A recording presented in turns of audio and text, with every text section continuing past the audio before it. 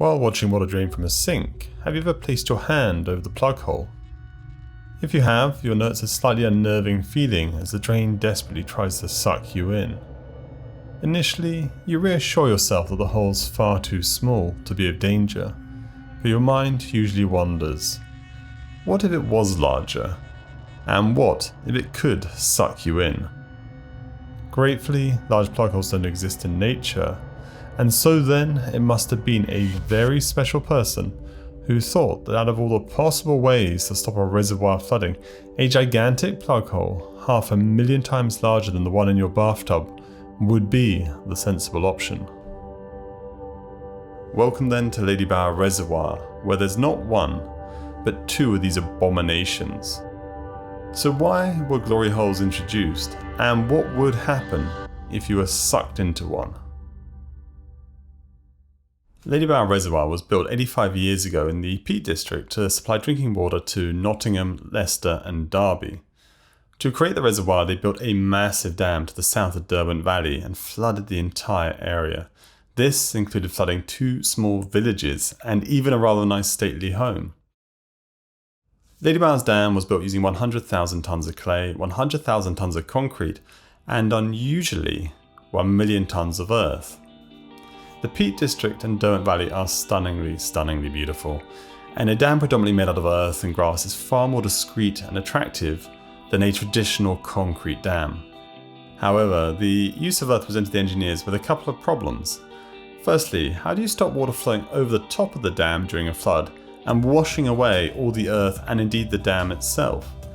And secondly, how do you mow it? The first problem was solved by building 2 enormous shaft spillways, also known as plug holes, morning glory, meat grinders, glory holes, and it seems pretty much any other perverse term you care to think of. The second problem, well, that's still a mystery.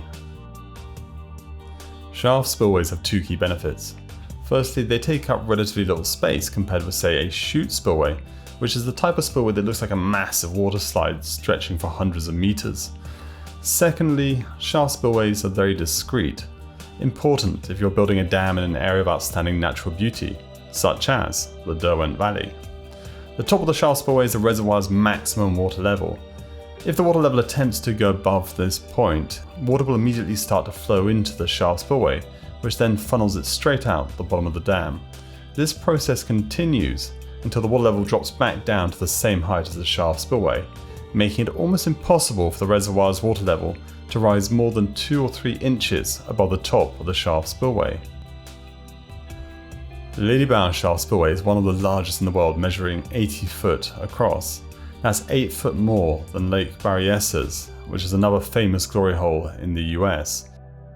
Close up, the shaft spillways are mightily impressive in size, but when you consider that Ladybower holds 6.1 billion gallons of water, then by comparison, they're actually remarkably small. This can be seen from above. Look how small the shaft spillways are in comparison to the size of the reservoir. It's like trying to drain your bath through a straw. So, could you be sucked into one of these shaft spillways? And if you were, what would happen? It's actually quite unlikely you'd be sucked in, because there's not usually more than a couple of inches of water above the spillway. The water therefore wouldn't be deep enough to swim in or even float in. Also, the sides of the shaft spillway are straight and there's no lip at the top to sort of suck you over. I imagine the experience of being sucked towards one of these shaft spillways would be akin to being sucked towards the edge of a swimming pool. Once you get to the edge, you would need considerable effort to get over the top. However, should you find yourself in the nightmarish situation of being sucked towards a shaft spillway, the best thing to do would be to ensure your body is positioned vertically in the water to maximize your contact with the flat side of the shaft spillway. You could then push off and attempt to swim away. The absolute worst thing you could do is to float on the top of the water, a little bit like these guys. What would happen if you were unfortunate enough to be swept into one of the shaft spillways? Initially, you'd be knocked unconscious by one of the 25 concrete steps in the mouth of the shaft spillway. You would then fall approximately 20 meters onto solid concrete before being swept down a large 140 meter long tunnel, something resembling a prehistoric water slide, during which time you'd descend another 10 or 20 meters. In theory, you would then be swept out the bottom of the dam.